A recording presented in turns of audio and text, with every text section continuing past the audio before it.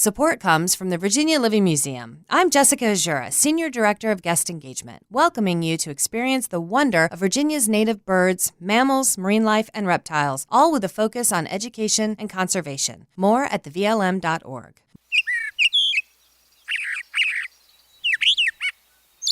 A very good morning to you. Welcome to our Bird Notes. This is Dwight Davis.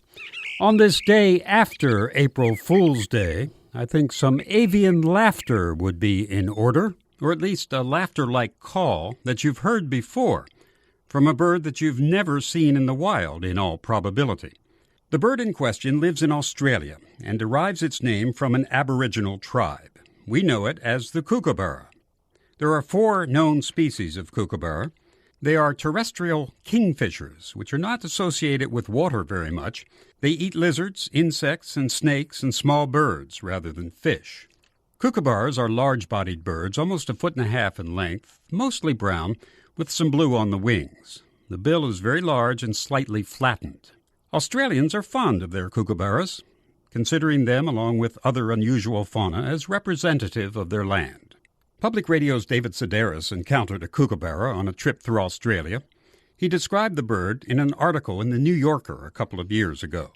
On the highest rail of the deck was a wooden platform, and standing upon it, looking directly into my eyes, was what I knew to be a kookaburra.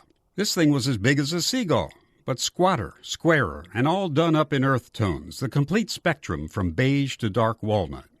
When seen full on, the feathers atop his head looked like brush-cut hair, and that gave him a brutish, almost conservative look. If owls were professors of the avian kingdom, then kookaburras, I thought, might well be the gym teachers. The kookaburra, according to David Sedaris. The kookaburra has acquired the name laughing jackass for its strange, loud, slightly maniacal call. If it sounds like laughter, it's of a very disturbing sort. And now for the twist. The reason most of us have heard this curious call is that it has been used in almost every jungle film set in Africa, or sometimes in India. In Tarzan movies, on television, in the show Ramar of the Jungle, do you remember that one? And in many other films, one can hear this bird, its weird call erupting in the background as the heroes make their way through the dense jungle. But the bird is Australian. Tarzan never really heard one. And when we do in a film, the joke's on us.